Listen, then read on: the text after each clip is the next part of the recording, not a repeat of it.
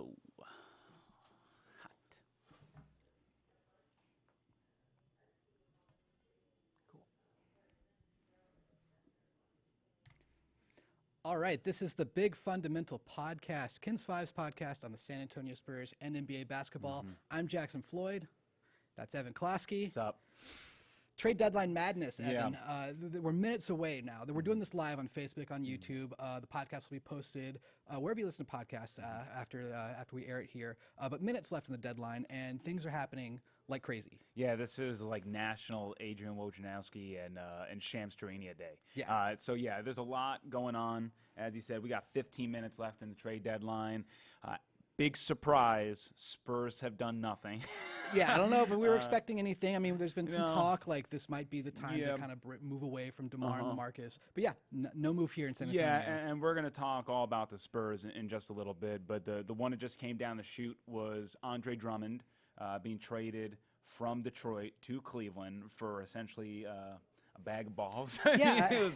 I mean, John Henson, Brandon Knight, and a second rounder for Drummond, who for the Pistons, this is just a clear salary dump. Yeah. And for the Cavs, I guess they assume that he's going to opt out. But if Drummond opts in, that really soaks up all of Cleveland's salary cap for next season, which just seems odd. You got Tristan Thompson, you have Kevin Love. I mean, what's going on? I mean, that's a loaded front court there in the New York Knicks way. Exactly. I mean, they're taking a page out of New York's book there. They made their own deal this week that we'll get to as well.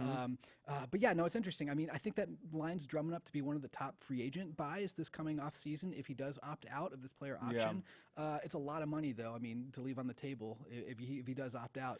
But I mean, yeah, it's an interesting move there. So the Andre Drummond opt-in question mark is the same one that DeMar DeRozan is going to have, where he's about to be owed $28 million, I believe. The fact of the matter is, what we're seeing in this trade deadline, and we'll go through a lot of these deals, but what we're seeing in this trade deadline are teams really punting 2020 free agency, right? Yeah. They're using up all their cap space. They say, screw it, we're going to make trades now. We're going to set ourselves up for next year. 2021 has always been that's when everything's going to open up again. So really, the teams out there with cap space remaining, I mean, Detroit is going to be one of those teams. Yeah. Does a guy, I mean, we know Andre Drummond's not heading back there. Yeah. Does a guy like DeMar DeRozan want to head to Detroit in the market? I mean, there really isn't a lot of teams out there who can use DeMar DeRozan's services as far as just scooping him up off the free agency wire, which is why when you look at the Spurs and you talk about why are they not making a deal, why is DeRozan not getting floated out, the sign and trade is way more of a fortuitous option because pretty much every team is now back open to where right now teams are not going to make a move for DeMar if they're not in the race, one. And two, how many people are DeMar DeRozan away from making the title run? That's the other question. So it really does make sense for the Spurs to hang on tight with DeMar DeRozan. And if you're flipping out because they're keeping him, hang tight because even if he does opt out, there is still a chance to do a sign and trade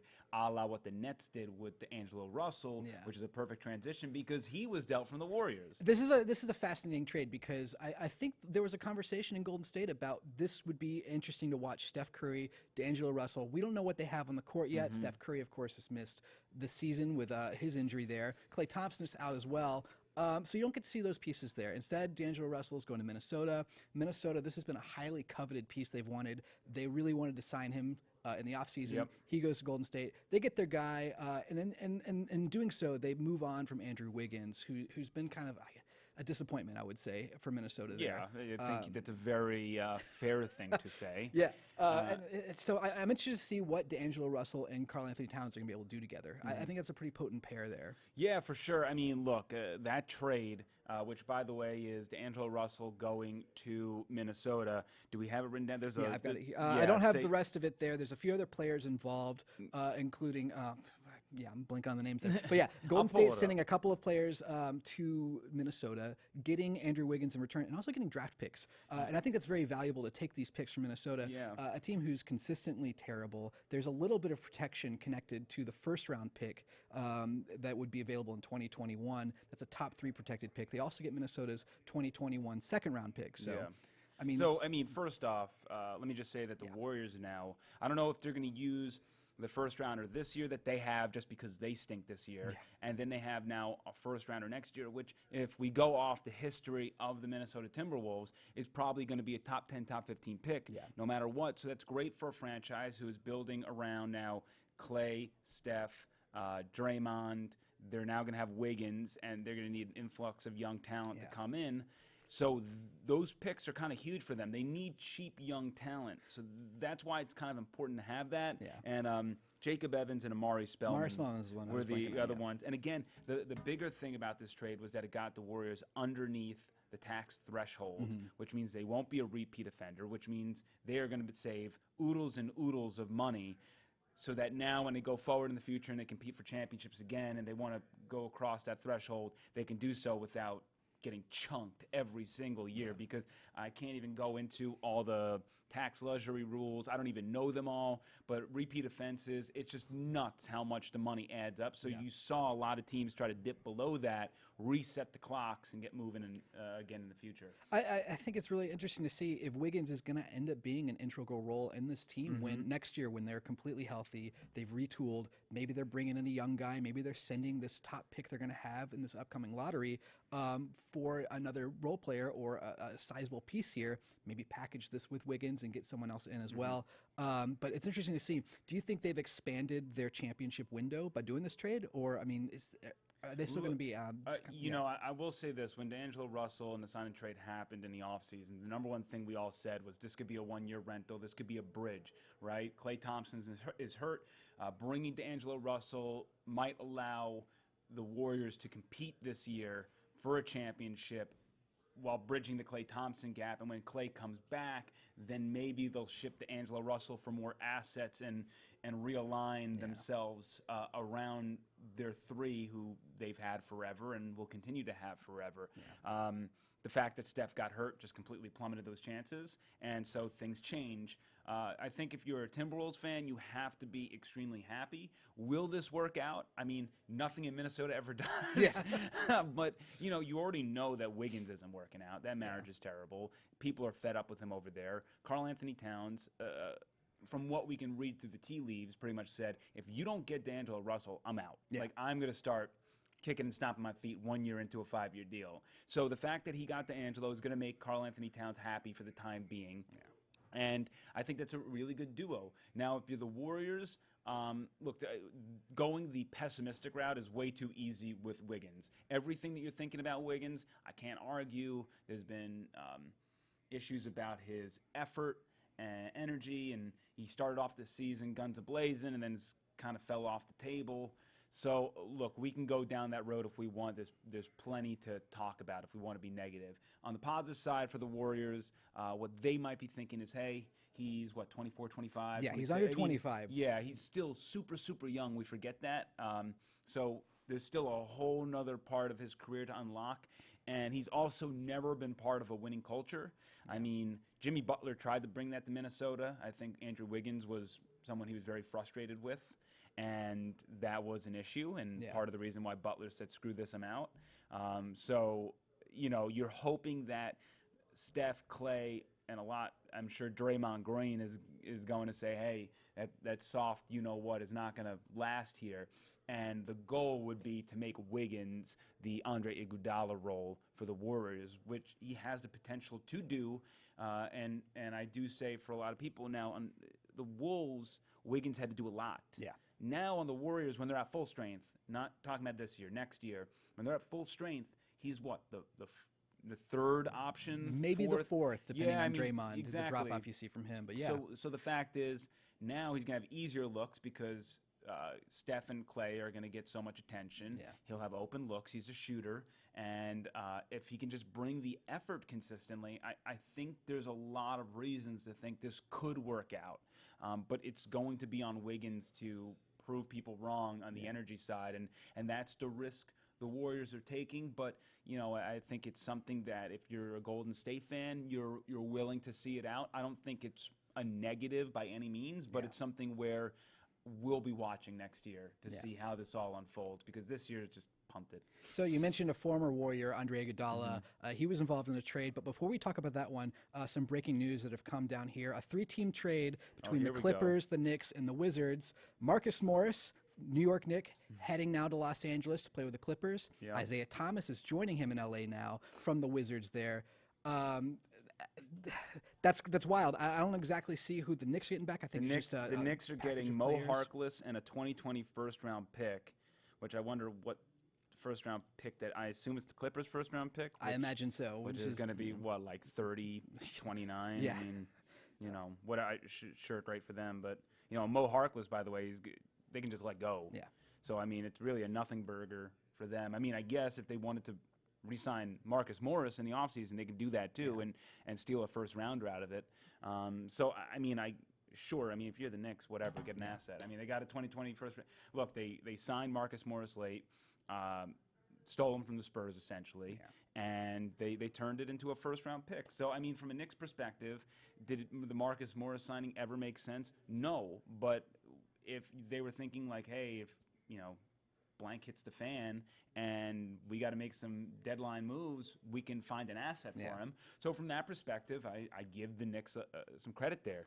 For Marcus Morris, if you thought that you were going to make the Knicks a winner and you were going to stay there the entire year without being talked about in trade discussions, you were foolish. And, he talked about how he wanted to be close to home and how important it was, and now he's shipped across the country. Yeah, so he's about as far away as he could be. As far away from New York as possible. So, For the Clippers, though, I mean, they're getting Morris, who at the trade deadline was kind of considered one of the more valuable pieces to bring in. Absolutely. And then Isaiah Thomas, a guy with a couple of question marks around him. He's not the same Isaiah Thomas we saw in Boston. Hasn't really returned to that full strength.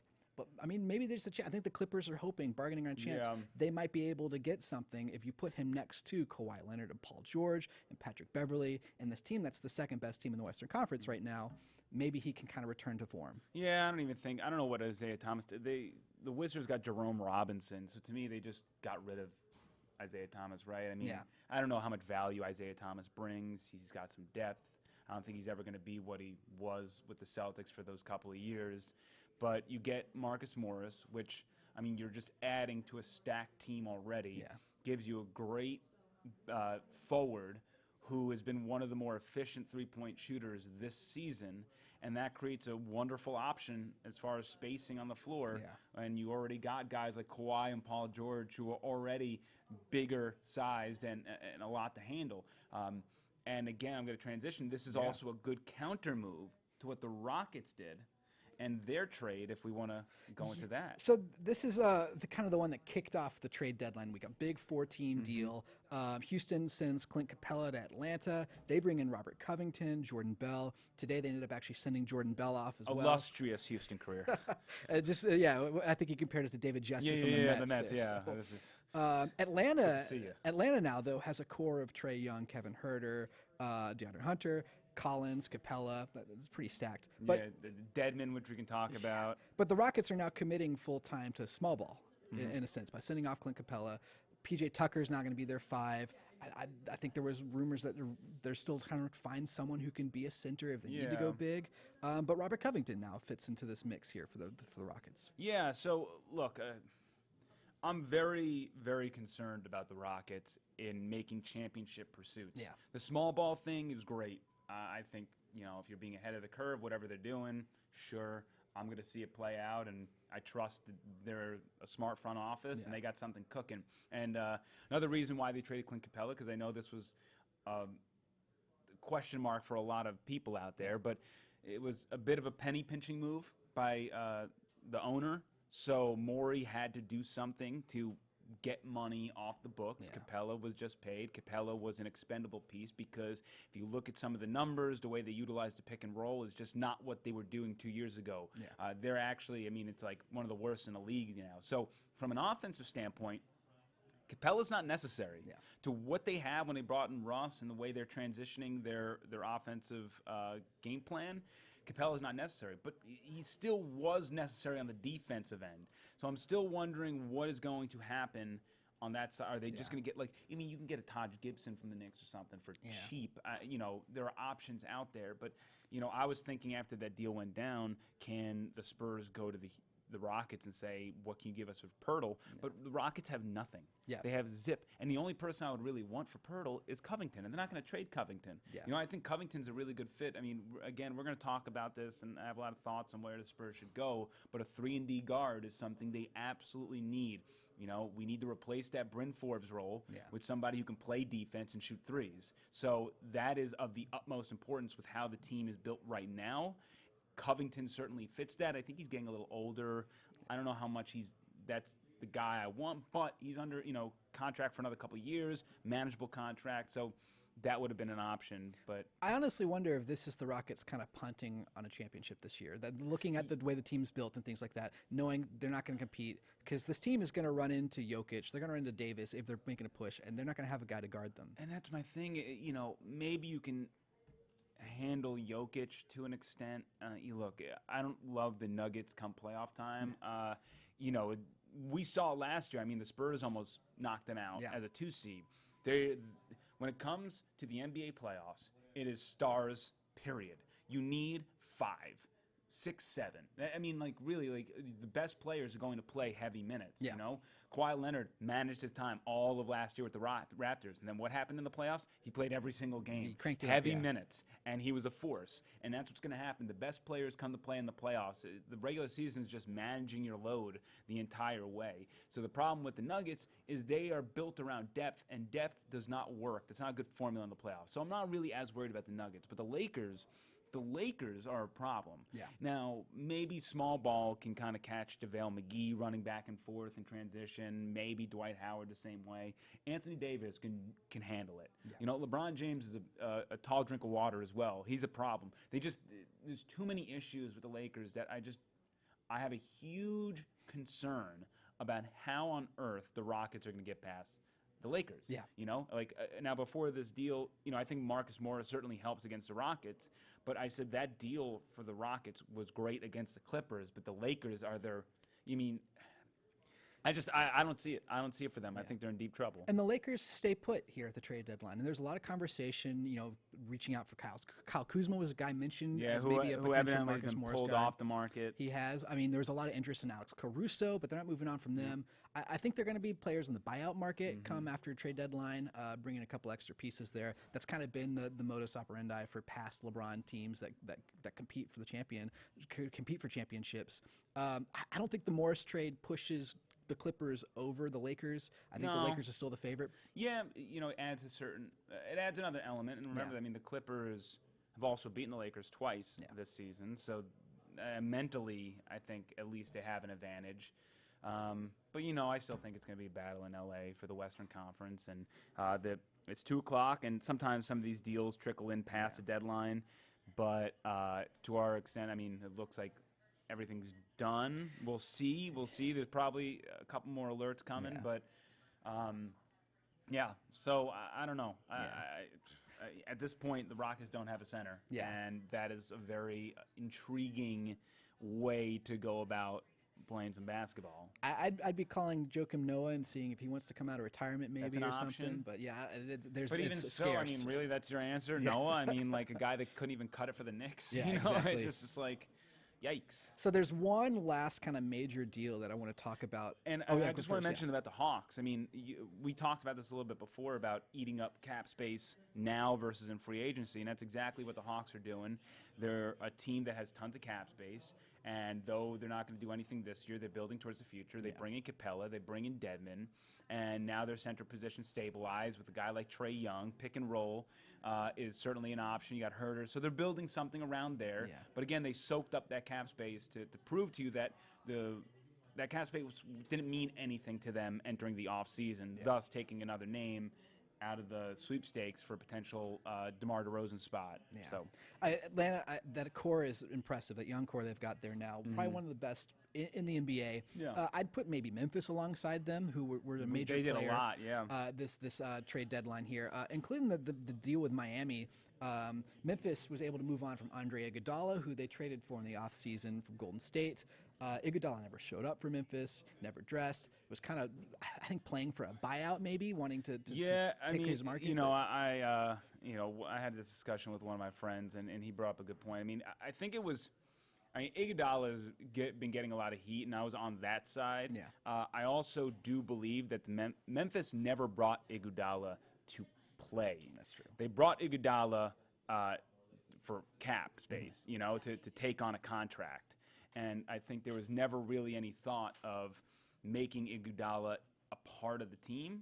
Immediately it was like, okay, Iggy is going to he's going to come in and we're going to try to buy him out immediately. Then they said, no, we're going to wait, get an asset for him. And then if you're just waiting to get an asset for him, then why have him play and risk injury? It's true. So, but as far as all the drama on Twitter, Dylan Brooks, who got a contract extension based on a great year he's having this year, Ja Morant, Steph Curry, they're all going at it right now. It's too bad that Memphis doesn't play Miami again on this schedule, Miami where Andre Iguodala landed, because I'd love to see the beef. I'd love to see the beef this season. Yeah, and of course Justice Winslow going to Miami. Yeah. I mean Memphis. So you can Memphis discuss that. Yeah, I think this is a really smart move on Memphis there. I think Winslow is a guy that Miami was ready to move on. He hadn't really found his way into the rotation. They were starting Duncan Robinson over him at the small forward. Winslow's still only 23. I think he's a young guy who, in the right situation, given the right situation, can still be a solid role player, maybe even a starter. It'll be interesting to see where he fits in with the Grizzlies in their rotation here. But that's a young core that's really strong. I think Ja Morant is a great young leader there. I'm really impressed with the draft they had this past offseason. Even Brandon Clark has been a strong contributor there. Justin Jackson at the Jaren Jackson at the power forward position. Just a really strong young core, and I think Winslow's going to fit right in. Yeah, I don't know how Winslow fits offensively speaking with Ja Morant. I mean, right, if everything's going to center around Ja, where are you putting Winslow? He's not a great shooter, certainly not a great shooter from the outside. I do think that he brings a great defensive mentality. Yeah. I think he's a very solid defender. So if you're thinking about like grit and grind, like the old school Memphis, old school, I mean, 10 years ago, whatever. You know what I'm saying. But I mean, when you think about the Memphis Grizzlies, you think about grit and grind. I think they're building towards grit and grind part 2. Yeah. And with Jaren Jackson and Ja Morant, Chirpin, and Dylan Brooks, I mean, they're bringing an edge. Yeah. So I think they're developing that character, and they're certainly a team that has offensive explosions lately, but has struggled defensively. So maybe Winslow is just going to do that. Yeah. I mean, just again, building on that young core, I think maybe he can find a shot. He hasn't done that in his college or in the NBA.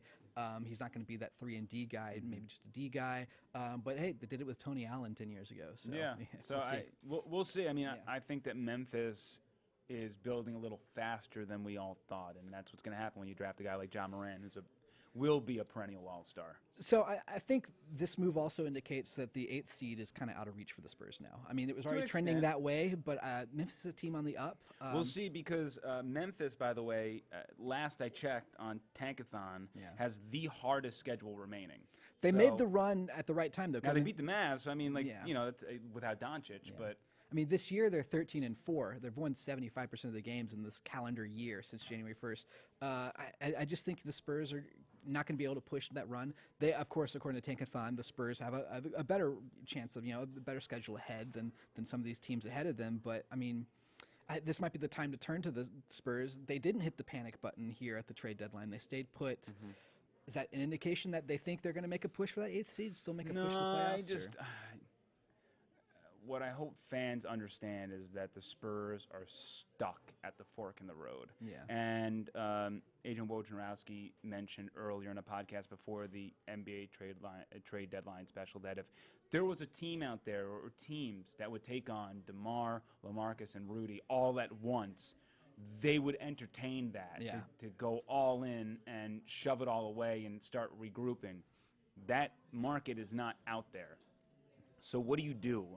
And right now, the best thing, at least for DeMar, is to sign and trade and leave that possibility in the offseason. Yeah. There are not enough suitors right now for DeMar, nor cap space to figure it out. Like, it's just not going to happen. Yeah. So Just wait on that. With LaMarcus Aldridge, it's the same thing.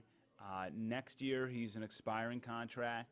But who wants LaMarcus Aldridge? I mean, that's with all your frustrations and the way that I hear you talk about LaMarcus on Twitter, like, you have to also think, like, then you just want to trade him and you think that some team is just going to be like, oh, yippee. Yeah. Like, just saying trade him doesn't work. You know, there's got to be, you got to get value for him. And just trading someone to trade someone is not what the Spurs do. No. They do not do Andre Drummond deals where they just ship someone off and say, hey, take the money and, whatever, we're done with this. So they do not do that. So I don't know what necessarily was out there. Yeah.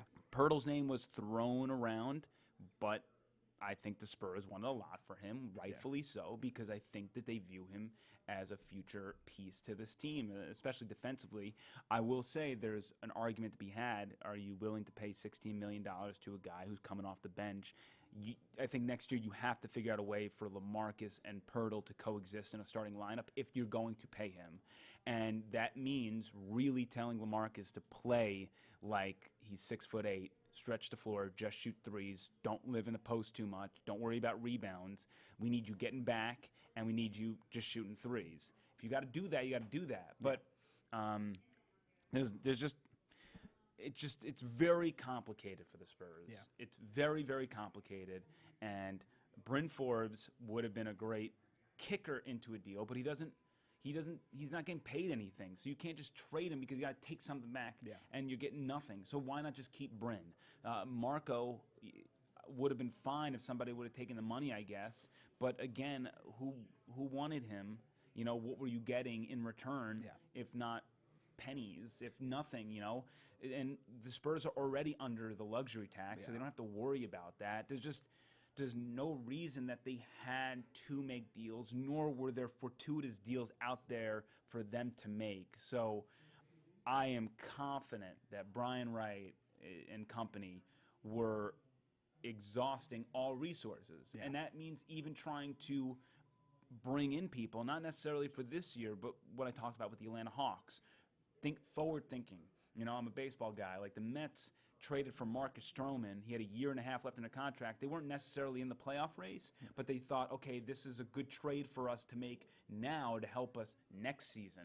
So I know that they were doing that too, and maybe I think they could have floated out. I wanted them to float out the first rounder to Minnesota for Covington and see if that could have worked and make some money work in that regard. And probably would have taken another couple of picks in some regard to chunk in Damari with that deal to make the money work. Yeah. But, I think the most upsetting thing is it looks like Damari has no suitors from what I've seen, and, it's been over. So that was the one thing that I thought they were going to figure out, but, the Damari thing is just such a waste. I wonder if he suits back up again, if he finds some minutes, they get some meaningful minutes out of him since they weren't able to trade him, and just see what happens. Just roll with it, and maybe he can find a way into it. Maybe it's just 5 minutes a game here and there, but, otherwise you're paying a guy $12 million this year to sit out, and then you got him on the books for next year too. So I'm very look, when it comes to Spurs, always read between the lines.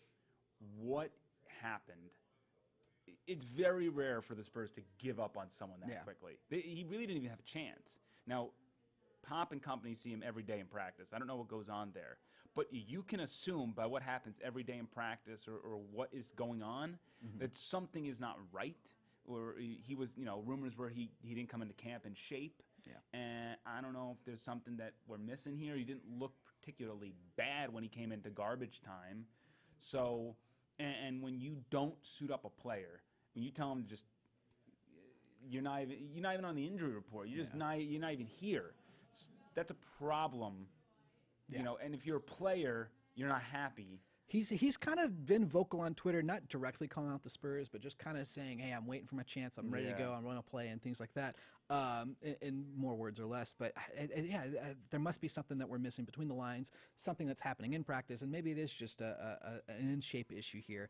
I think, yeah, I'm with you that the right move here is just to kind of wait and see that you don't punt on DeMar and LaMarcus just yet. Wait and see if there's an option for him over the summer. If not, I think even bring him back. Try to sign him to a longer year deal. This is a top 10 offense here with some defensive holes, and you can address those. Yeah, so I gotta work on how the salary cap's gonna figure out. Yeah. But okay, so here's my thoughts on the Spurs. One, I still think DeMar opts out. I don't think it's a guarantee anymore. Yeah. Solely because there are not many teams out there with the luxury of spending on him. Mm-hmm. Now, if you're DeMar, you want to opt out because you want to start a new contract and get one more sizable contract in you. Yeah. Because this is it for him. This last contract is pretty much all he's going to get. So you opt out, at least you're getting a contract at a younger age. Even if that's opting out and working out a deal with the Spurs with a Spurs team-friendly deal. And maybe you're not making max money, you're making $25 million a year over 4 years. Maybe you're taking that to buy into the longevity of the contract versus just getting the most money you can. Yeah. So that is something worth figuring out. But yeah, I mean, we're going to see, because the problem is if DeMar DeRozan and building around him is one route, and sign and trading him is a totally different route. Yeah. Which way are you going to go? I mean, like, you have to already think about 3 moves after you trade DeMar. Like, what are you going to do? Because once you trade DeMar, I've already said this before, I think Keldon can fit into DeMar's role right now. In terms of the scoring. In terms of the scoring, he can't distribute like DeMar. I'm certainly not going to say he can put up buckets like DeMar, at least quite yet. Keldon uses body fantastically in the paint. That's really his MO. He's just a straight line driver. He's like an amoeba there in the paint. He can manipulate his shots, get to the line. He provides nothing for you beyond the arc. Yeah. But he is a defensive upgrade. So there are certainly some thoughts that I would have with that, but I don't see him running the point, like that DeMar can do. So I say that with a grain of salt. Yeah. I mean, we've talked about it on the Big Fun Pod before, that DeMar's most underrated asset is his distribution, his playmaking. Yeah. And it's something that he introduced into his game in his first year in the Spurs. He's continued that here, and the Spurs are more successful when he is being a distributor, when he's racking up the assists and when he's not. So, yeah. I mean, that's going to be something that you replace. And hopefully, maybe if Keldon is the guy you replace with the scoring, DeJounte can pick up the playmaking effort, or Derek White can pick up the playmaking effort down the and down the line eventually we will trickle into some of the recent play of the Spurs, but this is really more bigger picture kind of stuff. I think that free agency, I mentioned the 3-and-D, right? I think when you get into free agency, Marco, see you later, Bryn, see you later, just part ways with them, and you got to find a 3-and-D. I don't know what a contract would look like with Joe Harris. I believe he's a free agent. I think it's also around $16 million per. I think the things I read is that he's going to double his current contract, but that's kind of a guy you want to bring in. He's worked with Popovich with Team USA. I'd be very interested to see if the money can work out for Joe, and if Brian Wright has to make some things happen to make the money work out to bring him in, because I feel like that's an asset. But remember, I mean, this is me thinking about the offense with DeMar in it. Yeah. With him driving and you got spacers out there. So without DeMar, what does the offense look like? I mean, it's got to go back through LaMarcus as your number one option, and maybe that means he's taking less three-pointers, which would be a shame because we've seen this offense kind of blossom when he is doing that. And then you got to hope that a guy like Keldon or DeJounte or Derek White, if you bring Derek White back into the starting lineup as your playmaker, your scorer, in the way that he was doing in the playoffs against Denver, and then that run he had in January of last year when he just was excellent on the offensive end, and of course he's a fantastic defensive player. And then you maybe just surround LaMarcus and Derek and DeJounte with 2 more shooters. If Trey Lyles can start being more efficient at the three-point shot, I don't think he's a guy we talked about last time as the Spurs meant to start every game this season. And I'm not going to lie, I'm kind of Trey Lyles, I think, has done a very formidable job stepping into a situation as the Spurs' plan B option, because, of course, they signed him after Marcus Morris fell through. He's just not that good. Yeah. They are look, there are certain players where you play them 10 minutes and they look fantastic. You play them 15 minutes, they look terrible. He is playing way in a role that is above his head. Yeah. And in that offense, the way that they have it structured, all he really is asked to do is rebound. But he ends up being the free option because people say, well, if you're going to beat us, let Trey Lyles hit some shots. Yeah. And he just is not consistent enough. No. And he's just not good enough offensively. On the boards, he does well for his size, but he's not dominant. So I would part with him too. Yeah, I mean, I'd rather just play Metu. Yeah. Just if you have Metu, work Metu into that role and tell him rebound. And I think he's a better shooter if he just hasn't had confidence this year. Yeah, I mean, in the limited time we saw him.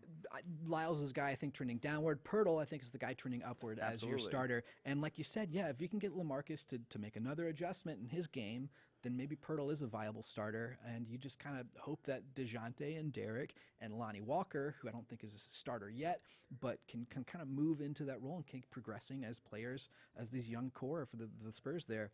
Another guy we haven't mentioned is Luka Šamanić, who has shown flashes in the G League. I don't think he's NBA ready yet, but next year he might be the guy getting 10 minutes a game. He might be getting Bellinelli's minutes for all we know. Yeah, and I love seeing Luka Šamanić go to work down the G League. You're seeing just the raw talent emanate from him in some of these highlights. Sometimes you get a lot of these highlights and it's him in transition just overpowering, weaker talent, let's say. I mean, getting very high percentage buckets without getting challenged. I mean, you got to remember, Luka Šamanić is a first rounder for a reason. He should be one of the better players in the G League. Just because he's down there doesn't mean that he shouldn't be one of the best. Same thing with Keldon, right? Yeah. Keldon dominated, and that's the way it should be for a guy against talent where it's a bunch of undrafted guys and a handful of people who can maybe sniff the NBA at some point. So it's getting to the point where Šamanić probably needs to be challenged in some regard. Yeah. But I just do caution everyone. He's got some time. There's still some raw elements to him. I can't even begin to tell you any thoughts of him defensively. I don't really know that. They don't show defensive highlights on Twitter. And plus, you're going against G League guys too. And that's some of them are first rounders. Some of them are guys they signed with the team. And the G League is not known for defense anyway. Yeah. So there's one thing when you're down there, and then you get thrown into Greg Popovich's coaching. Yeah. And you say, okay, now I got to learn this whole system. And so, yeah, look, Šamanić is part of the big picture. Mm-hmm. You talk about, I think the Spurs are a 2021 team. Look, I mean, I need to see DeJounte and Derek provide offensive numbers on a night-in, night-out basis. But, of course, it's mitigated by having guys like LaMarcus and DeMar, and I get it. And Mills in certain instances, too. When he's in the game, he's taking his shots. And that's detracting from White and Murray, but I mean Mills has been excellent this season, so you want that.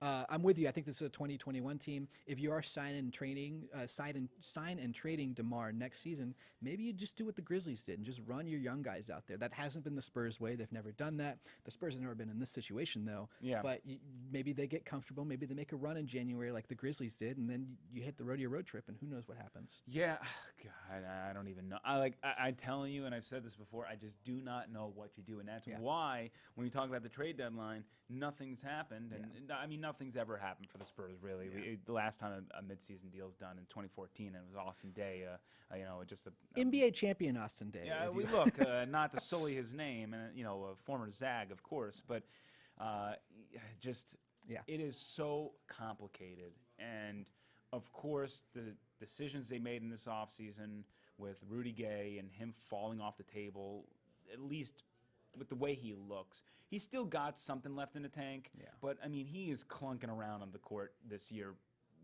a way he was not last year. I mean, he puts the ball on the ground, it's like almost a turnover, half the time. And Damari Carroll, I mean, just 2 swings and misses this offseason. So this kind of leads to a bigger question here. First of all, maybe the Spurs just aren't good at midseason trades. Maybe that's a skill the front office doesn't have. This is also a front office kind of in transition, as we've talked about. I mean, R.C. Buford's not the man on the phone making the moves anymore. He still plays a role there, obviously. And in that case, this just isn't something they're good at. They haven't done it in the past. Honestly, since 2011, 12, you'd say they have one great trade when getting Kawhi Leonard, one pretty good trade and parting with Kawhi and Danny Green to bring in DeMar and Jakob Poeltl and a first-round pick that turned into Keldon Johnson. Which was a deal that was forced upon them. Exactly. So this isn't a situation they find themselves in often. They might not have the experience, the skills to take care of it. But yeah, and it's always tough to remember that for 20 years they never had to worry about this. Like I think I saw a comment, people talk about like, oh, the Spurs don't play team basketball anymore. Well, the Spurs also don't have 3 Hall of Famers on the court anymore. It's a little bit of a difference. It just, the way the game works is different. The talent you have is different. The one thing you just got to stop doing is comparing these Spurs to what the Spurs were when they had just, I don't know if this franchise is ever going to see that again. They hit the lottery. They literally. Seriously, they hit the lottery with the Admiral. They hit the lottery with Tim Duncan. And then they were ahead of the game on the European scouting. Exactly, and it's where they ahead of the game now. And if you look at their draft picks, they have an inclination to draft lengthy guards. They love their guards, huge wingspans. They love athletic combo guards, forward guard. I mean, look at Keldon, look at Lonnie, and even look at, now I'm transitioning into the next point, which is just sort of that 6'11", can do it all. You think of Porzingis, who is someone they were enamored with. You need that Giannis, that freak out there, and that's where Luka Šamanić comes in, a 6'11" dude who can score off the dribble, who can shoot three-pointers, who can create his own shot. Those are the types. I mean, they're trying to find the most athletic players to bring in, and they're trying to find superstar-type talent to hit home runs. They're not out here to hit singles and doubles, which is what we talked about when getting Brandon Clark in the draft would have been. A very safe pick.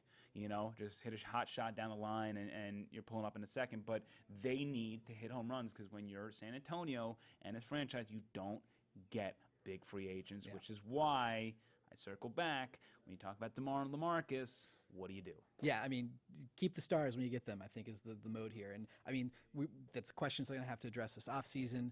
For the present, though, they're staying put, and they're going to have to continue down the rodeo road trip, which they're 2 games in. The 3rd game of the trip is tonight.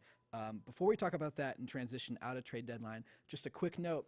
Davis Bertans was a guy that was kind of shopped around, mentioned. It sounded like the asking price from the Wizards for Bertans was 2 first-round picks. So talk about a spike in value. He was a guy kind of a throwaway trade the Spurs made to bring in Marcus Morris and Damari Carroll. And then suddenly, he's worth 2 first-round picks, I guess. Well, he's worth 2 first-round picks to the Wizards. Exactly. He wasn't traded, so everyone told them to shove it. I mean, the Spurs might be able to use his three-point shooting here on the road trip that they're on right now. Look, we definitely discussed that. They could have loved Davis to some regard. But again, Davis was not a fix-all. The second unit for the Spurs certainly doesn't have issues with scoring beyond the arc, especially with how Patty Mills has been playing. So that's not necessarily the problem. So, I do want to say that. And it's like, oh, we'll throw Davis Bertans in a starting rotation. Well, it's like, okay, I mean, Davis is not known to be a rebounder like Lyle. So, sure, you're going to hit more threes thanks to replacing him. But your defense is also going to suffer, too. So, no, he's not the answer for this time. A rocky start to the road trip. They go to Los Angeles. That Clippers game was game 1 here of the rodeo road trip. A game that they were in, a game that they had, So, I mean, you can't have a 19-point third quarter and hope to win. But they had a 19-point third quarter, and we're still in the game. Look, if you let's just say this, and let's be honest. When you entered the rodeo road trip, did anybody pencil in the Spurs going 2-0 in L.A. back-to-back? No. You were praying for one. Praying for one, but you expected to lose both. Right? So am I surprised they lost both? No. Am I heartbroken because they had that Clippers game? They were up by 5 with like less than 3 minutes to play and just didn't score again until the very last second, tenth of a second, whatever it was. That was the wrong time to have a drought, to have a scoring drought. So, I mean, look, the Clippers, the Spurs played an excellent game. They played their you-know-what's off. And when you play a team like the Clippers, you have to, and they did it early in the season at home, and they held them to like 90 or something points. And it's different when you're going in their house.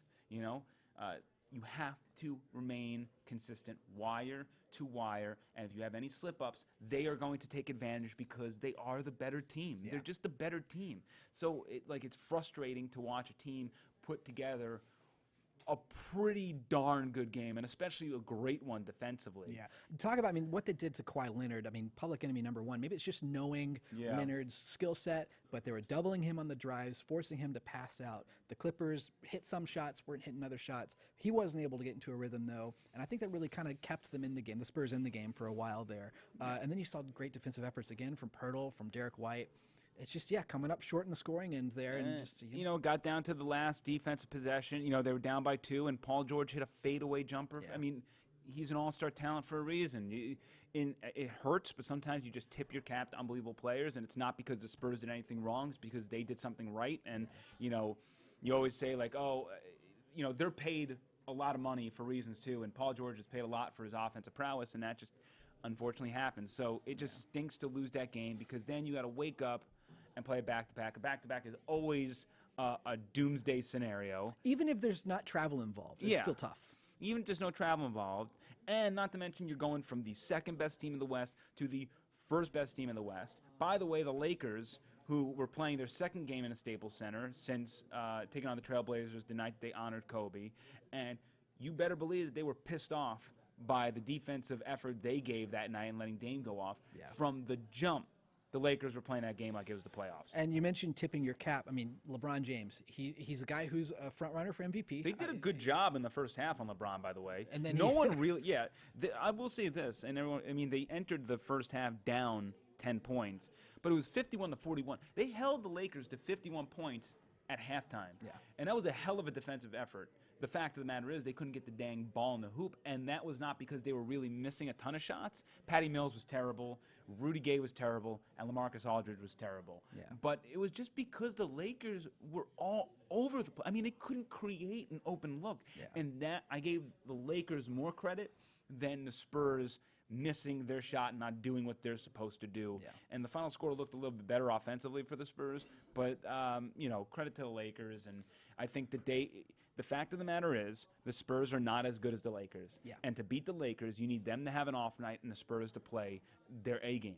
That's the way to beat them. And the fact is the Lakers played a tremendous game. Yeah. And that just is going to, the Spurs hung around as long as they could. That stretch LeBron had in the fourth quarter where he hits 5 straight three-pointers, I think one of the more memorable stretches LeBron has had against the Spurs, and this is a team that, a guy that's had a lot He did that of last year, too, if I remember. He did one of those fourth quarter surges. Yeah. And he put the game away there, and that's what he's a closer. He's one of the greatest of all time, if you will. A guy, like I said, he's one of the 3 or 4 names you mentioned for MVP this year. He's going to close games for the Lakers. And let me tell you this. When LeBron James hits three-pointers, this has been it throughout his career, you're going to lose. That's the shot you want him to take. You're going to lose. I'm just telling you, it's the same thing with Zion Williamson. At some point, you do have to put pressure on him to say, okay, I just need you to get you off the line. I don't care if you score 2. I just need you to stop getting these looks. But when LeBron hits threes, you are going to lose. There is no, option. There is nothing that the Spurs can do more. Yeah. If they run up on LeBron, he will drive past you and get an easy deuce or an easy kick out for a 3 for somebody else. Yeah. You just force him to take threes, and you hope he misses. Yeah. So the road trip continues in Portland tonight. And it's a huge game. Portland is the team right above them in the playoffs. They're the 9th seed right now. I think half a game separates them in Portland. 2.5 right now separates the Spurs and the Grizzlies. So they got to win while they can. I think, it's an important game. Every game at this point in time is important. But still, you got to beat the guys ahead of you if you want to move up. Yeah, and with the rodeo road trip, again, I said this on air on Sunday. When you look at the rodeo road trip and the layout, this is not a time to look at the standings and worry about making up ground. Yeah. The Spurs are not here to make up ground on the rodeo road trip. They are here to not implode their season. And when you're just looking at games objectively speaking and saying these are ones that we possibly can steal, Portland is one, Sacramento is another, one of the games in OKC is the other. Yeah. I think that's pretty much it. Because, they play in Denver, which I think they're going to be pumped up to play in Denver after getting bounced from the playoffs. I think that's certainly a matchup they're going to be more excited for than Denver is, vice versa. I agree. And then I know they play OKC twice. I think that might be it. Yeah, at least before the All-Star break. They might have 1 or 2 games. They play OKC again after the All-Star break, yeah. and then they have one other one that I'm blanking out on. And then they're back home. But like you're saying, the rodeo road trip isn't going to make the playoffs for the Spurs, but the Spurs can miss the playoffs in the rodeo road trip. That's why it's like you can't make the playoffs earlier in the season, but you can certainly put yourself out of the playoff run, which is what that 8-game losing streak is doing to the Spurs right now, right? Right. Like they are just this, as we've said, it's a 500 team battling uphill because they put themselves in such a hole because they're a different team now than what they were. So it is what it is, but when you look at Portland, just because they are the neighbors next to you in the standings, this game is monumental. You have to win this game. You have to, or else the pressure is on now to steal one in Denver, and like now we're trickling into options where you're putting your backs up against the wall, and that's why the Clippers one hurt, because it gave you wiggle room. That was the one. I mean, they had the chance there and they blew it. And the Spurs are going to get a healthy dose of Damian Lillard tonight, a guy who has been on another level of insanity. He's a guy. I mean, you think back to the shot he hit against the Rockets 5-6 years ago in the playoffs. He's a guy who's been known for these big moments, these big shots. He's insane right now. If we talk about the last 15 games, 36 points per game, 47% from three. He had a 6-game stretch that wrapped on February 1st, which he went 61 points, 47 points, 50 points, 36 points, 48 points, 51 points per game. That's 54% from three in that stretch as well. That's insane. During that 15-game stretch, he averaged 43 points per game from home in 7 games at home. So the Spurs are going to have a lot on their plate tonight. And that's going to be another thing. If he goes off, I don't know what you're supposed to do. Yeah. Look, if I'm Popovich, I'm just telling tonight where I'm telling DeJounte and Derek, when you're in the game, I don't care about your offense. Yeah. I want you playing defense as hard as you can on him. Get the ball up the court, distribute, let DeMar run the show offensively, let LaMarcus do his thing. Like, just rely on your teammates for the offense. Tonight is a night where I don't need them to be offensively minded. I need them to just limit Damian to 30. Yeah. Like, that's really it. You're not going to stop him, but and just let him shoot the half-court threes that he does. And if they go in, what do you want? I don't know what to tell you. Like, it's regardless of him being one of the best players in the world right now, like, it's not a high percentage shot. So you just have to let like guys like him and Trae Young shoot those and take your risk. And if he makes a few of them, then you got to push it up a little bit. And we'll see. If there's one thing about the Spurs right now, they are playing pretty decent defensively. Yeah. So.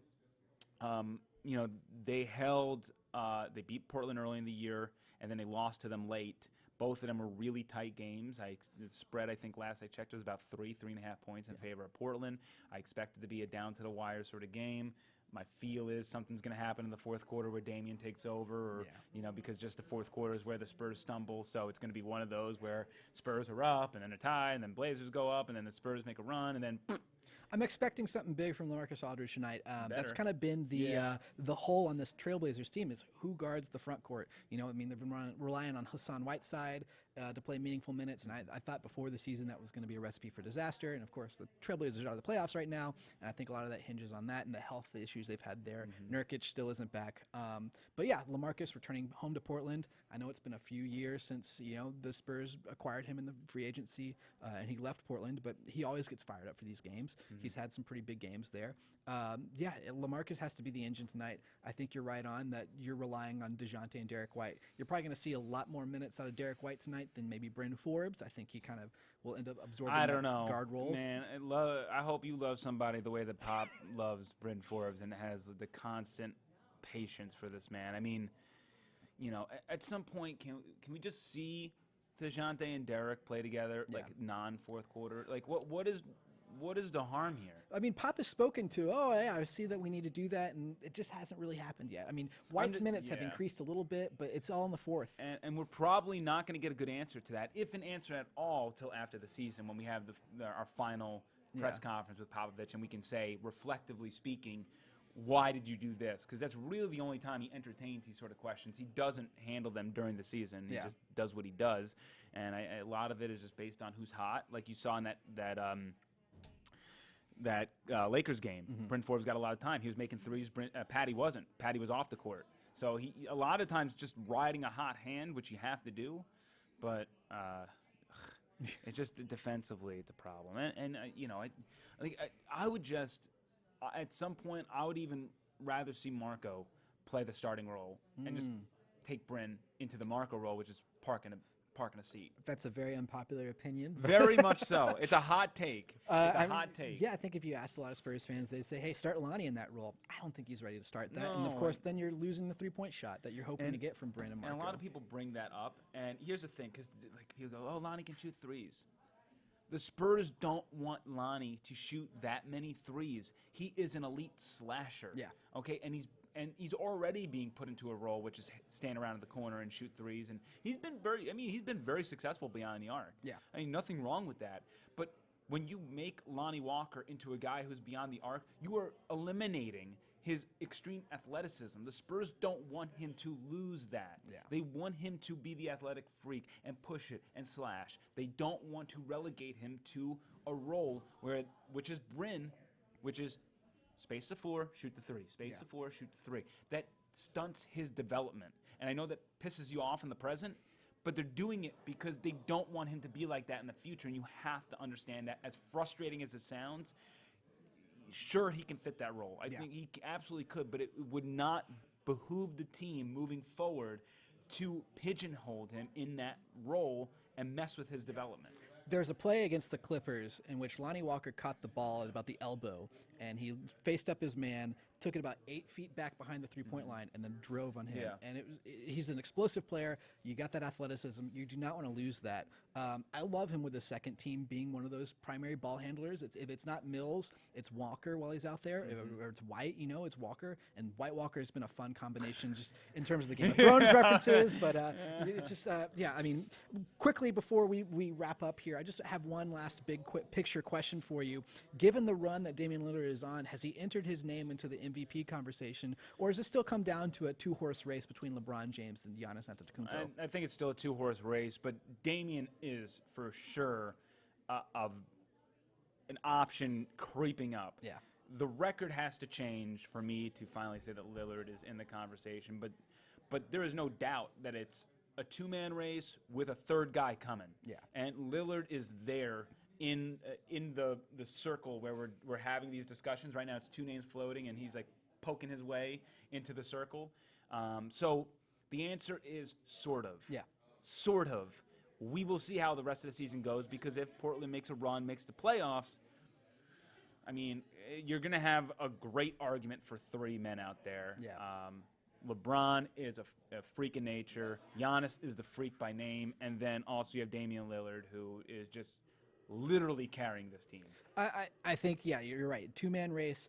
If it's not Lillard making a case for it with this run, I think Nikola Jokic is a guy coming off a 30-20-10 game, only the second time in, I think, the last 30 years that's been done. Yeah, Jokic in a team, he's never going to get the love that he needs. Yeah. He's just like a rung below. Yeah. Like, there's those three guys, and then there's just whatever the next rung is, and he's over there. I'll always go to battle. I'll always go to battle for Nikola Jokic. I love Jokic. Yeah, he's the man. And we he's stand here on the underrated. podcast. Yeah, And we hope that you stand us here too at the Big Fun Pod. And if you're listening to this on Apple Podcast or Spotify, be sure to like, subscribe, and rate us. If you're watching this on YouTube, hit that subscribe button on the bottom right. All of our previous episodes, since we've been taping them, are on the playlist. on this side or that side? Oh man, that one I think. Yeah, you know where it is. You can find it there. Any last thoughts, Evan, before we call it a day? Hopefully the next time we speak, it won't be that the Spurs still haven't won a game on the rodeo road trip. The next time we speak, I believe, is entering the All-Star break, correct? Yes, we'll have some conversation about the All-Star game and kind of the changes they've made to it as well The here changes, too. So. we'll talk about the All-Star game, and maybe we're going to go I think we discussed some big picture stuff. Yeah. Some things that we don't normally have time to talk about during one episode, to really take a step back and analyze things. And I know that something I talked to you with is sort of analyzing why the Spurs are in this position. Yeah. Why the Spurs are stuck in the middle of the road without any idea of where to go. And we can sort of go down that road and explain why we're at the fork. I think so. I think that's a great time to take a big picture look. Yeah. And we might even have a third voice here next week. We're not going to Yes. tell you who it is next right now, but Impossible. impossible. Yeah, but keep an ear out for that as we get. There's a lot of exciting things happening here at the Big Fun Pod. So, Evan, thank you for joining me here. Thank you. Well, that's all we have to say about the trade deadline. So it's over with. Is this it? This is it. All Spurs right. do nothing. Adios.